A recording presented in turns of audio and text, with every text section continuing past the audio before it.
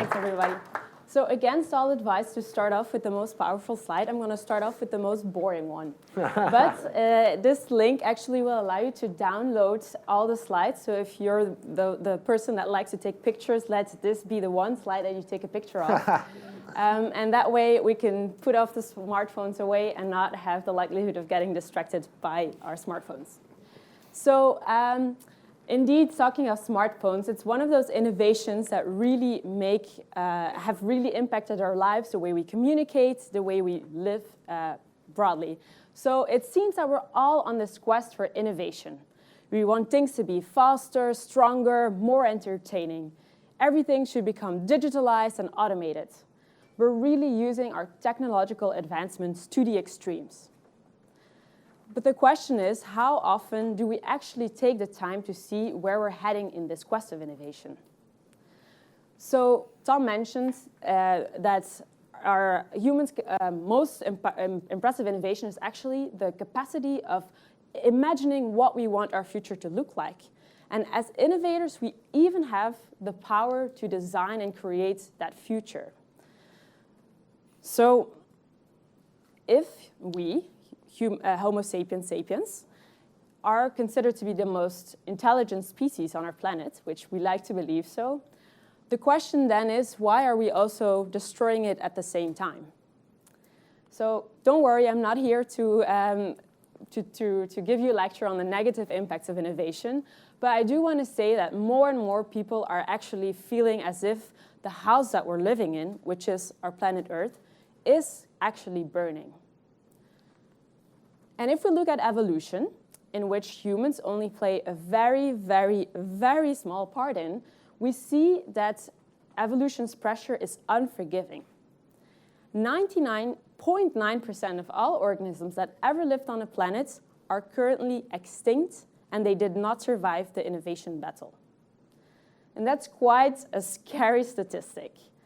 But that also comes with an opportunity, because that means that we can learn a lot from those 0.1% of future-proof innovators and what makes them so successful at it. We're currently surrounded with approximately 50 million other species, and all of these organisms are also looking for innovative solutions on surviving and even thriving on the planet. So if we are innovating, wouldn't it be a missed opportunity to also look at what these other innovators are up to? It's a free resource of inspiration. Actually, maybe an interesting fact, humans actually didn't invent the internet. Trees have been able to communicate over long distances in what we call the Wood Wide Web, and they've explored that millions of years ago. So that's what biomimicry is about. And maybe a quick pulse check. Who has heard of biomimicry before? Great. That's good. Quite a number of people. So basically, in essence, biomimicry can be defined as a sustainable innovation inspired by nature.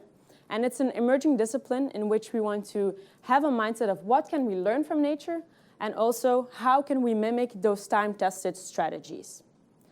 And there's at least 3 levels in which you can find inspiration in nature. We can look at forms, or how shapes and topographies are related to a specific function. We can look at processes, or how we can mimic operating strategies like photosynthesis or group decision-making in swarms of honeybees. But we can also look at the entire system or even the ecosystem level and see which parts are essential and how they're connected with each other to create and maintain balanced ecosystems. So let's dive a little bit deeper in each one of those. If we look at form-related examples, those who have heard or read about biomimicry will most likely find examples in this room. Why? Because it's often the more one-on-one mimic and it's more easily to understand. The example that I chose is the self-cleaning lotus sand paint. It was inspired by the lotus leaves, and it was an inspiring observation or an interesting observation that the surface of those lotus sand leaf plants are always very clean while they're living in a very muddy area. Now, what scientists realize is that the surface is covered by a wax layer, which creates a very rough topography. And you see those small little bumps. Because of that, it reduces the contact area for particles with 95%, which creates a super hydrophobic surface. And because of that, the dirt particles can't stick to the leaf, and water droplets that are formed on top of it actually take the dirt particles with them when they're rolling off the leaf. And this strategy is actually now being copied in paints, in glasses, and in textiles, which really reduces the need for chemical detergents and also costly labor. In the next example, when we're trying to mimic processes of nature, you'll see that a little bit more creativity comes in handy. So it's actually one of my favorite examples because it really shows how our shift in mindset from how can we use nature towards what can we learn from it can come with very different outcomes. So rather than farming mushrooms for an evening dinner, this group of scientists here in England actually asked slime molds for advice on urban planning. So what did they do? They take a map, here in this case the map of the US, and they transform or they mimic the big cities with a food source. And then they inoculate the capital or one of the bigger cities, and they look how these slime molds go and find their food sources. And over time, it stabilizes, and that actually represents the most optimal way to go from one point to all these other points. And these slime molds can figure this out in a couple of hours, at most a couple of days. So you can imagine how much time and resources engineers could save if they would actually consider this technique when they're starting to think about a new metro plan, for example, which is what they're doing at this very moment. And then if we want to take an example of how we can mimic ecosystems, here it's really important to understand all the essential parts of the ecosystem as well as the feedback loops between them. So this example is happening in Kalundborg, a city in Denmark, which in the late 1990s were faced with a very big problem. Their access to global groundwater became very limited. And so what they started building this industrial symbiosis, which is basically a collaborative network between companies and governmental organizations. And they're looking at how they can make byproducts of one an actual valuable resources for another. And today, they have 20+ partners in this network, and they're redistributing energy, water, and materials. For example, they're looking at ways to redistribute or optimally use steam, gas, energy, and cooling water. And all the excessive heat is being used for fish farms, for agriculture, as well as heating of nearby homes. So you can imagine that this kind of approach really ends with a very much more positive environmental impact, as well as economical benefits for the entire city. So the interplay between biology and technology sounds very magical, at least to me, and also to Steve Jobs. So we wanted to explore how biomimicry can be applied, and we recently started experimenting with that at Board of Innovation, and really see how we can apply it in our context, which is a rapidly growing innovation and business design agency. So one of the experiments I'd like to share is how we wanted to become an anti-fragile team. So the concept of anti-fragility means that if a system responds to unexpected events or stress by innovating, becoming stronger or better. And it's a business concept developed by Professor Nassim Nicholas Taleb. And if you haven't read his book, Anti-Fragile, I would highly recommend it. And when we look at nature, we see a lot of examples of anti-fragility. So evolution's pressure is actually creating anti-fragility. If you look at a tree, when it has to withstand extreme winds, it will respond by inducing more growth, and the result is bigger and thicker and stronger wood. Another way that I like to depict anti-fragility is by showing the difference between a spider and a starfish. So when you cut off a leg of a spider, it will start limping. If you cut off its head, it simply dies. Big difference with starfish who don't have heads. If you cut off its arm, it's able to regrow that arm. But more impressively, the cut-off arm is able to regenerate an entire new starfish. So don't try to eradicate starfishes by cutting them, which somebody in the Red Sea once tried doing. They ended up with double as many starfish. So, but that's a great example of anti-fragility. And the reason why is because starfish has its power distributed over all of its arms and has copies of the most essential operating parts in each of those arms. And that strategy is currently being applied to organizations in the book, The Starfish and the Spider, and looking at how organizations can have different responses to disruption depending on if they're becoming more a spider versus a starfish kind of organization. So inspired or informed by nature, we identified 4 anti-fragility principles that we wanted to apply at Board of Innovation. The first one being redundancy, or the importance of modularity and having different copies. But just having multiple copies isn't enough. You can see that monocultures or single crop fields are still really susceptible to diseases. So it's also really important to have diversity. That really helps to not have all the modules fail at the same time. The third one is how can you connect, or the importance of connection between the different modules. And here the rule is that it's much better to have many weak links versus a few strong ones, as well as the importance of one clear reason for why these different units need to be part of a bigger system. And then the last one is going about that distributed power or leadership, which means how can we make sure that no one is in charge while at the same time everybody is in charge. So how anti-fragile have we become after 6 months of trying and implementing these strategies? So I think when it comes to being redundant, we are doing really well at the team because we had to learn it the hard way. So we are now at a stage where we want no one in the team to be indispensable, which means that we can shift people around when unexpected things happen, as they always do. I remember one night where my colleague Mike called me while he was on the toilet because he had a food poisoning.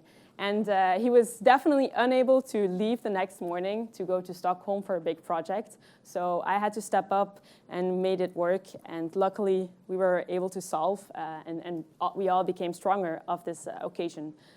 So another point is being diverse. So amongst our 40 colleagues, we have 40 nationalities and only a slightly male-dominated ratio.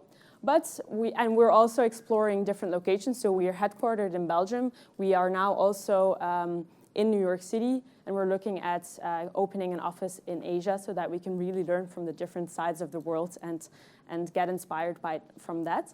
But one thing that we're also realizing is that we have to open up our mindsets more because we're really mostly sharing and reading about what's happening in the world of innovation. So we're introducing perspective nights where we talk about all sorts of topics from UFOs to dating apps.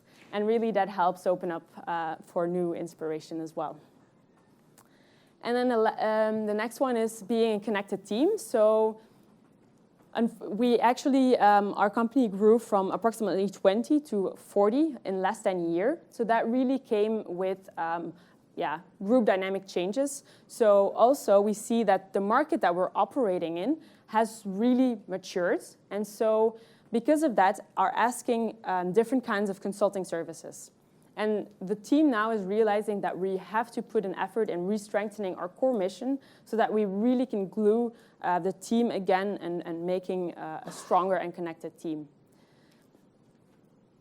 The founders of the company have always had the mission to create a non-hierarchical organization. So we actually grew via self-steering circles, small self-steering circles. While it sounds really promising, I do think it still needs a lot of work, and where the main focus areas or points of these self-steering groups are lack of accountability or ownership, as well as a clarity on group decision-making strategies. And that's a really tough one, but a very important one to figure out right now. So biomimicry, to me, really has the potential to be used as a strategy and approach for sustainable innovation.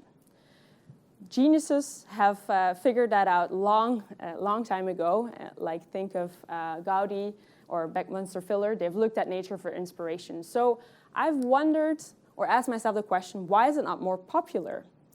So I want to share some of the difficulties that I've experienced throughout the approximately 10 years of being in the field.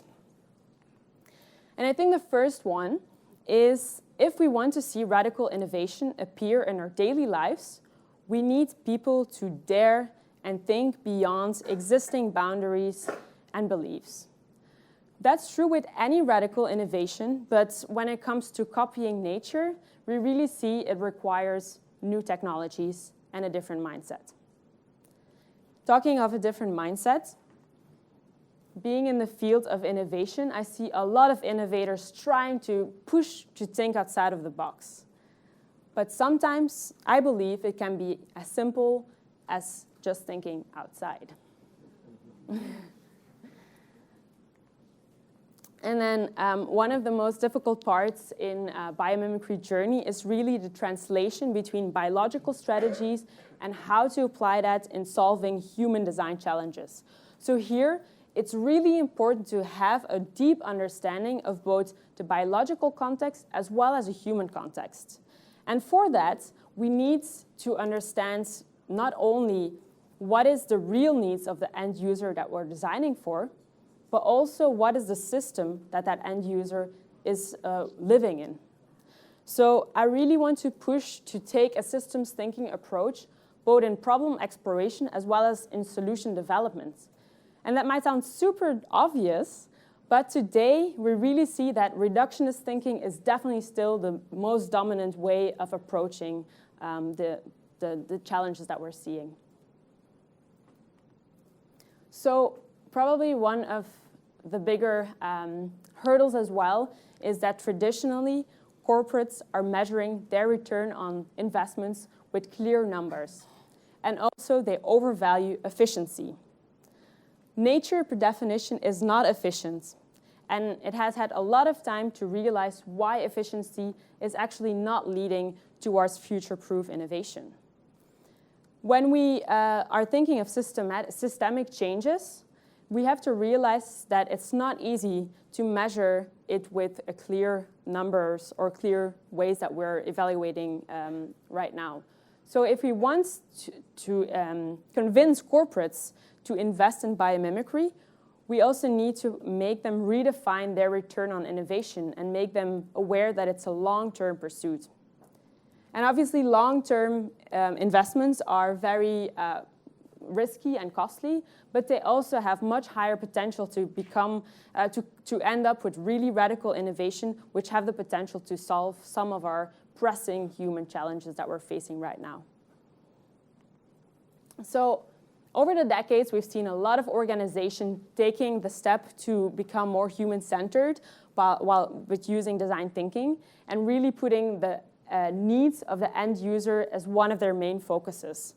So I can be hopeful and only believe that the next step for organizations is to also start thinking of the integrity or the impact of the innovations and not just innovate for the sake of innovation, but really make the deliberate decision to wanting to mimic ecosystems to build collaborative ecosystems or networks rather than a very powerful network where only one winner takes it all, like Amazon or Alibaba does. So we, again, have the power and the imagination to create a future. So let's use our brain powers to learn from our mistakes, learn from each other, like we're doing here at GIF, but also learn from other organisms. So let's use our technologies to create a future with clean water, air, and land, with a future in which we build collaborative networks where waste doesn't exist, and a future where we, humans, actually fit in with the 0.1% of future-proof innovators. So I want to end my talk with a question to you. Are you willing to take the leap from human-centered design thinking towards nature-centered biomimicry thinking? Thank you.